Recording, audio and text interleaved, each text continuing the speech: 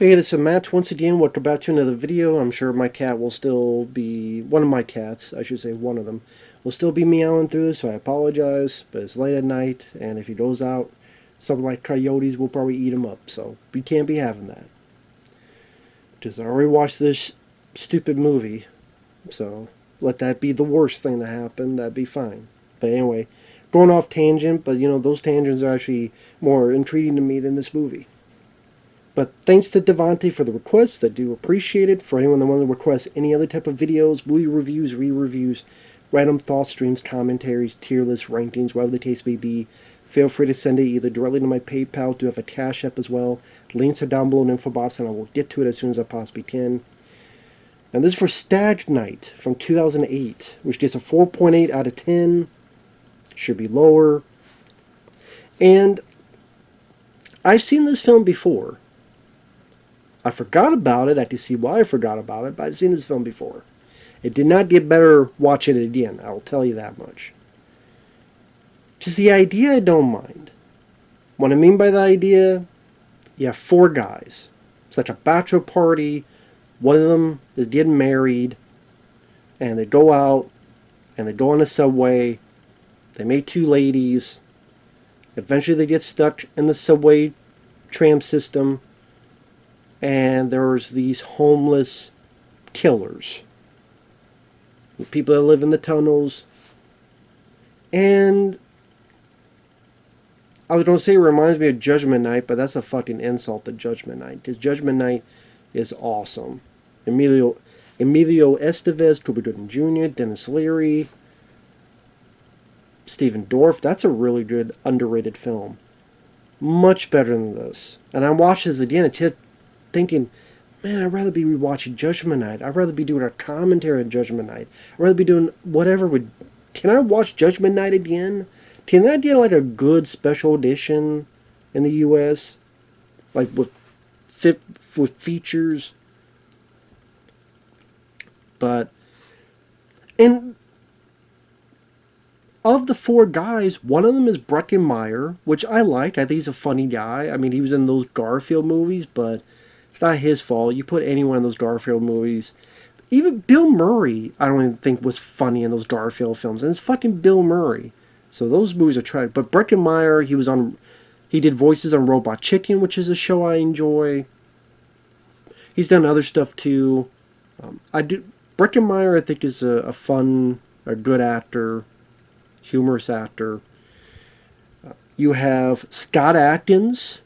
Yes, Scott Adkins, martial artist, Ninja, Shadow of a Tear, Undisputed 2 and 3, was there a 4 as well? Tons of other movies. He's good as an actor, action star. He doesn't do shit in this movie. No martial arts, just him as an actor. He's barely in the fucking film. He gets killed off early, and I'm like... One of the many, many stupid decisions with this. I get it, Scott Adkins may not have been as known as later, but he still had done some films by then. It's like, if you knew anything about him, like, really? You're not going to utilize what he could bring to the table? Really? But, yeah, the four of them are partying. They get kicked out of a club, pretty much. They're going to go on the subway.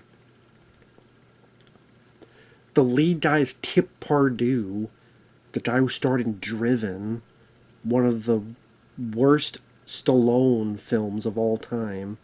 I do not like Driven. That was really disappointing. F1 that came out with Brad Pitt, that was a much better version of Driven. And Tip Pardue doesn't impress me as a lead. I'm like, why is he the lead? Why not Breckin Meyer or Scott Adkins be the lead? But, I mean, that's just me. Would not have saved the film because it has so many other issues and problems, but still. Would it have helped? Yes. Would it have solved the problems? No. But again, would have helped. So while they're on the subway, like I said, they meet these two ladies. Sorry if my chin is popping because the damn sinuses are acting up. Maybe they know. Maybe I'm allergic to bullshit movies like this. Probably. And it's a dumb title. I know they mention what Stag Night is, but it's a dumb title because when you say the word Stag Night, it makes you think of a comedy like it's a ripoff of The Hangover. Stag Night doesn't make me think of horror film. But anyway, they're on the subway. Breckenmeyer starts getting too frisky. One of the ladies, she maces him. The others are in the vicinity. They're coughing. And instead of going to the next car or going over here and sitting down, because there are seats, you go to the other end of the car and sit down. The train has stopped for a bit. They don't know where they're at. They get off the subway track. Now, Gray, I thought that, number one, the drivers looked bad, but they didn't really do much of a job. And number two, I thought when they moved, they had to do some announcement type of thing. Apparently not. And everybody decided to leave the fucking car. And then the subway goes and they're left there. I'm like, already they're fucking stupid. Like, why are you doing this? Why are you leaving? Why are you doing this, you dumbass? But they do.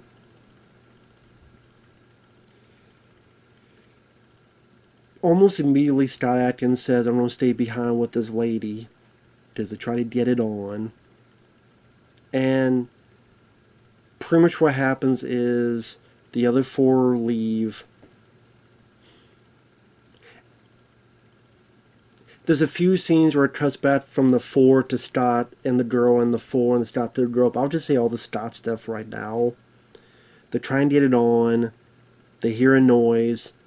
Scott Adkins investigates. He gets bit on the hand. Then they try to get on some more. He thinks it's that kid again. And a homeless Rob Zombie looking guy does this and slashes Scott. Blood sprays. The girl tries to escape. She's pulled. And you don't really get much of a shot. Kind of, it's a bit far away, but you get the idea she's stabbed to death by multiple. And that's the thing. It's multiple homeless killers, and the lead looks like a homeless Rob Zombie. Which, yeah, that could be scary, but, you know, whatever. Meanwhile, the other four, they're walking. They see a security guard, and he tries to talk to these homeless people, and they kill the security guard. And they run off.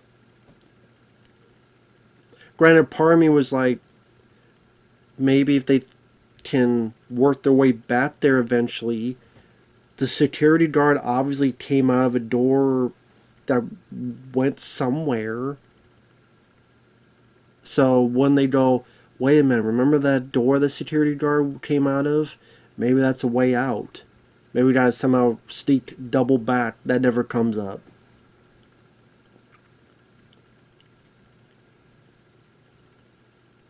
So they... One of the big issues with this film is the god-awful amount of shaky cam. I'm not going to do it to this camera because it's plugged in and I don't want to shut it off. But, you know, shaky cam. You know, just doing like this. Anytime they're running, anytime there's a fight, it's this. And you can't understand what's going on. You can't really get the picture of what's going on here and there. I don't know. I never understood why the hell they thought this was a good tactic for action, for whatever. Because so many films of this era did it. Even films I like did it. But God, too many of these movies. I'm glad they took steps away from that. Once in a while you have a film that does it, but it's one of my pet peeves with films when they do too much. Are there films that do that I can enjoy? Sure. There's some found footage films I didn't enjoy that do that, among other stuff, but this was so hectic that it gave me a headache, and I can't fathom what the fuck is going on. Oh, I almost forgot the very first scene. It shows a woman going up this escalator trying to escape. She's bloodied up, and then the escalator turns on. I don't know if the homeless people know how to turn on escalators. I don't know how the fuck you turn on an escalator, but apparently they do. And the escalators are going slow, So instead of grabbing and just going up the escalator, she's freaking out and she's on the, I can't do this. And then they grab her, drag her away to kill her. I'm like, it's a fucking escalator. Okay? Just climb yourself on the fucking thing, but whatever.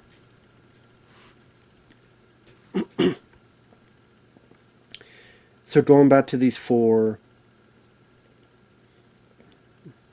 they find this place.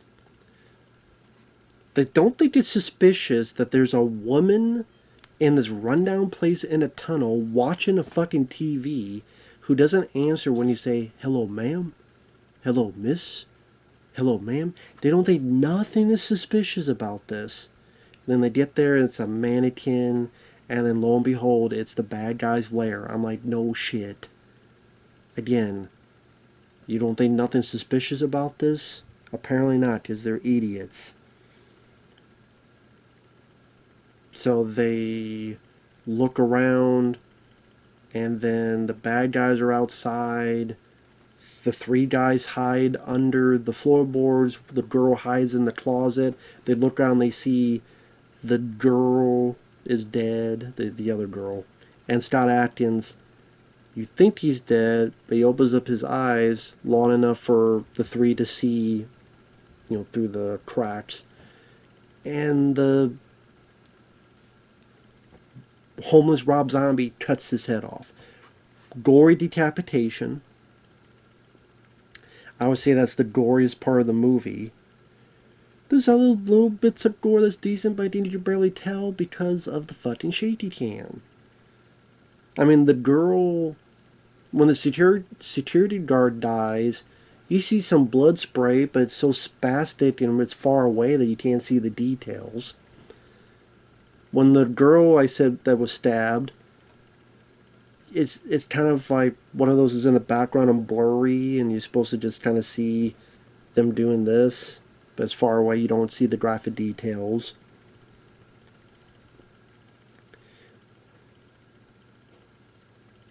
Pretty much one of the bad guys gets in, grabs the girl eventually. There's a scuffle, they escape, they run.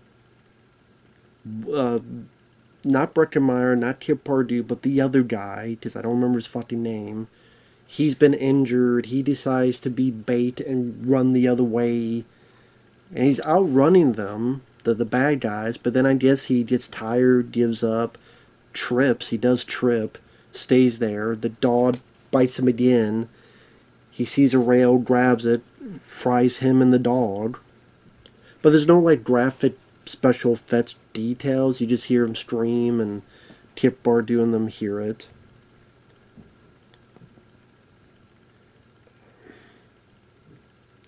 Then pretty much you have three people left: Kip Pardue, Breckenmeyer, and they don't do much with the characters. You get a hint that Kip Pardue didn't have Breckenmeyer going to be his best man because he's reckless. I'm like, they don't do anything. Granted, there's no time to talk about because we got shit to do, but it's like, why was that even brought up? Because nothing's really done with that. There's no development where these brothers gotta work together or they gotta learn to. Hell, Joyride with Paul Walker and Steve Zahn did that a bit better than this. Now, even that film, I think they could have done more with in the second half. That's kind of dropped in the second half. And I think they could have done more in that film, but that's a much better movie than this, still.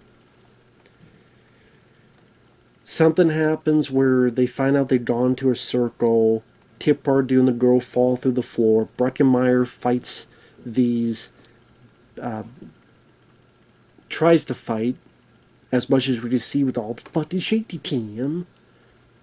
Listen, I'm glad I don't have Parkinson's, but if you watch movies like this, you'll know what it's like to have Parkinson's.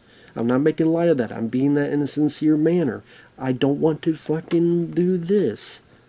I feel bad for people in Metro G5s that have to go through that. That fucking sucks. But I don't want to be fucking shaking either. So knock it off.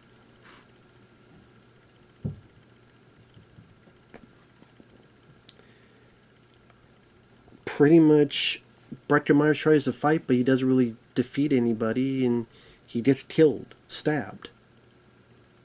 Long enough for him to yell, "Run!" and then he gets stabbed all the way and dies. I'm like, what a waste of Breckin Meyer. Like, Breckin Meyer, I think, is talented. He could be funny. They don't really allow him a whole lot to be funny, and he could have been a lead. I mean, it's a waste. It's a waste. Anybody could have played this role. Just a fucking waste of talent. Scott Adkins especially was a waste of talent in this.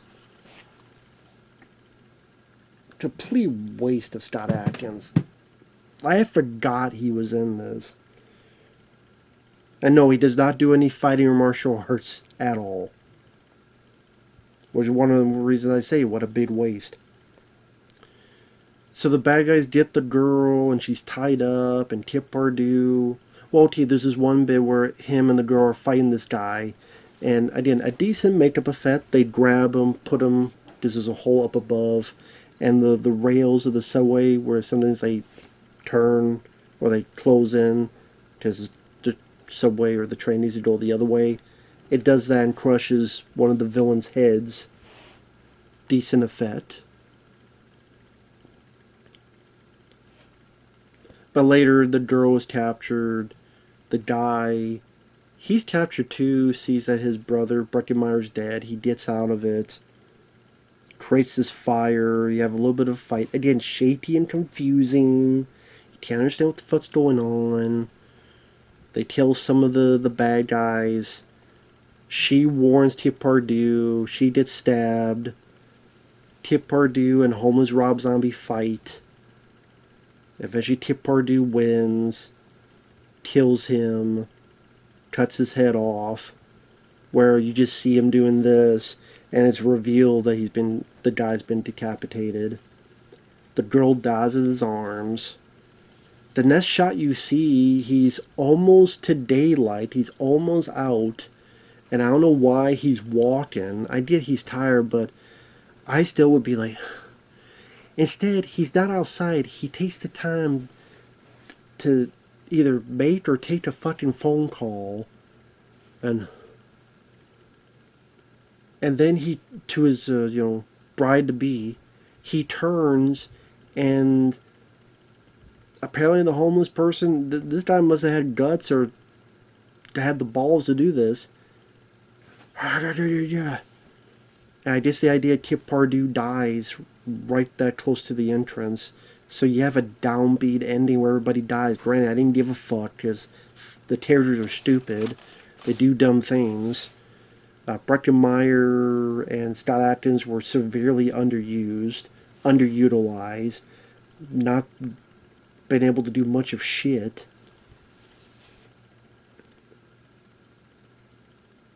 I mean, the body count that you have... Okay, one guy gets bit by a dog on the arm and fries himself. The one girl is stabbed kind of off-screen. The other girl gets stabbed and then dies, in the guy's arms. Tip Pardue dies off-screen. Breckin Meyer stabbed in the stomach. It's not like you get these amazing deaths, except maybe Scott Adkins, the decap. And even the bad guys, I would say the one memorable death is the guy that gets the rail track on his head, closed in on his head. Just even the bad guy's death is like, okay, the reveal was alright, but I don't know. Tip Pardue, he's not a leading man material. He proved that in Driven. Even this. It's not that he was god-awful. It's just... I see Breckin Meyer and Scott Adkins. I think they would have been both easily better. And again, the shady... I keep repeating that because it's such a big offense of this film. It's confusing. It's aggravating. It's annoying. And there's just not enough meat to the bone, no pun intended. I mean, you could watch Star in the Tunnel, but Wrong Turn. Wrong Turn, even the direction had a bit pizzazz, like when the characters are steeping through the trees, or cool shots like when the guys, Desmond Harrington's talking to Eliza Dushku, and then that axe comes in the frame right next to Desmond's head. It's like, oh shit. Like they're talking and like, oh wow, that's a cool bit. And the way the camera was when the girl gets her head cut off and the body falls, but the head, top of the head is staying there because it's on top of the axe and it's shooting, the camera's up top. Like Rob Schmidt, which I don't know what happened to him. He did like one other movie and disappeared. I like to know what happened to him. Hey, Rob Schmidt, if are you out there? You'd never see this video because I doubt he's looking for reviews of Stag Night, but still. What happened to you, man? What's going on? Why'd you quit? Just can't tell me, just because one other film. I mean, come on now. Fucking Eli Roth keeps working. Come on now, man. But The Tunnel, much enjoy that film more. Chud, much enjoy that film more. I mean, there are other films that Judgment Night. If you want to see a movie where a group of people go out to party and then these killers go after them, go watch Judgment Night. It's so much fucking better than this movie.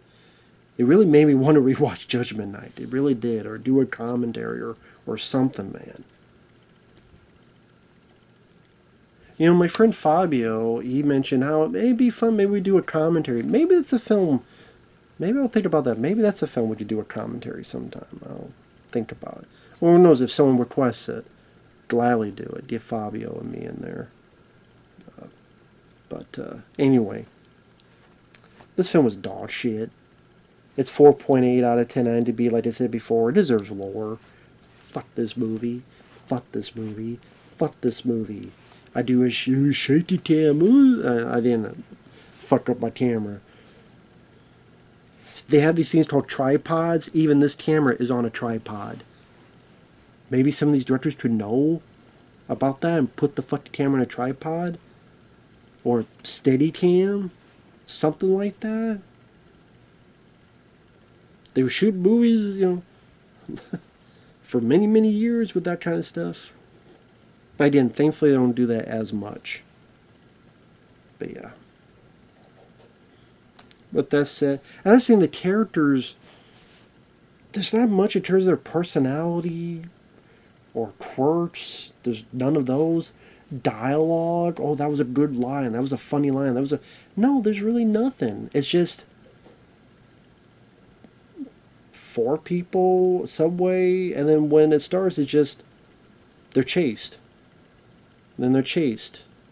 Then they're walking through the tunnels, and then they're chased, and then they're walking through the tunnels, and then they're split up, and then they're caught, and then blah, blah. There's really nothing else to the story. You don't find any details or backstory of the homeless people. That gives you a bit of intrigue or food for thought. The store, completely forgettable. Can't even tell. Oh, they have this shitty wannabe, not heavy metal, but like this shitty song at the end. Oh, trying to be that. Just, oh, look how fucking hardcore we are. We gave you a downbeat ending. Blah. Blah. Whatever, fuck you, fuck off, movie, suck these balls. How about them apples? Stag Night, how about fuck steak? How about fuck your night? Anyway, thanks once again to Devonte, hope you enjoy, take care, we'll see you guys later. Bye-bye.